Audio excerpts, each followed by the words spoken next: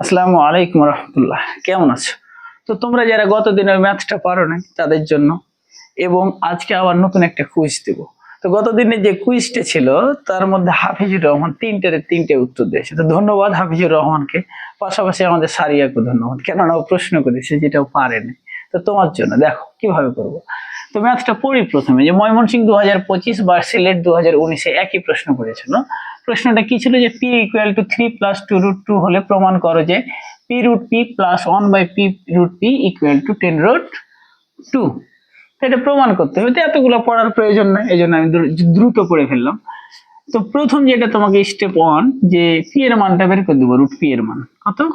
Root p equal two, তো কত হবে দেখো। তো রুট পি এর মান, এই যে 3 আছে না এই সংখ্যাটা, এমন করে ভাঙবো পার্থক্য যাতে 1 হয়। তো এটাকে ভাঙবো আমরা 2 প্লাস 1।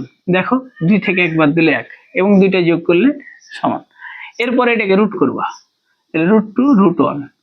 √2 মানে কত? √2ই থাকলো, আর 1 এর উপরে রুট মানে কত? 1। ঠিক আছে, এটা যদি ক্লিয়ার হয় তাহলে এবার এদিকে দেখতে হবে স্টেপ 2। এখানে কি আছে জাস্ট খেয়াল করো, প্লাস।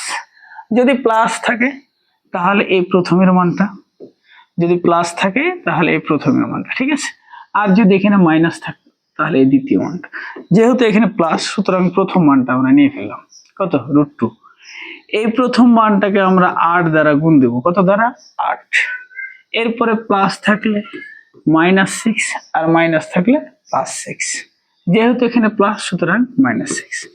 8 দুগুণী 16, 16 থেকে 6 বাদ দিলে 10। সাথে কি নিয়ে কাজ করেছিলাম? এইটা, এ হলো √2। দেখো কি প্রমাণ হলো। যদি এটা হয়ে থাকে তাহলে নতুন আজকের যে কুইজটা আবার সুন্দর করে করো, দেখি আবার কে ফাটিয়ে করতে পারছো তোমরা।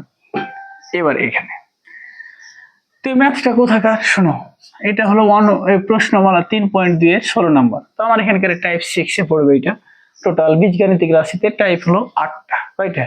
8টার মধ্যে পড়বে ইনশাআল্লাহ, সব সময় পড়ে। তো খেয়াল করে, তো এই ম্যাথ করার জন্য কিচ্ছু লাগবে না, একটাই স্টেপ। কয়টা? একটাই। সেই স্টেপটা কি একটু খেয়াল করো।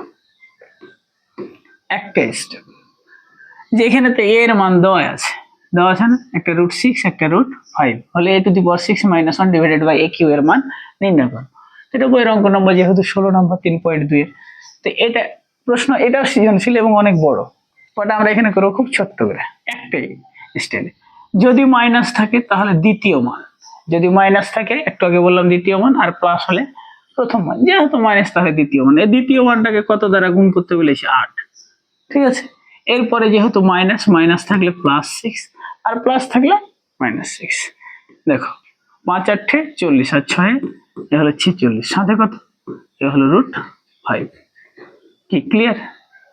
ওকে, প্রথম মানটাকে 8 দ্বারা গুণ দিবা, মাইনাস থাকলে +6, প্লাস থাকলে -6, তারপরে প্রথম মানটা আবার শেষে দিয়ে দেবো। এনাফ।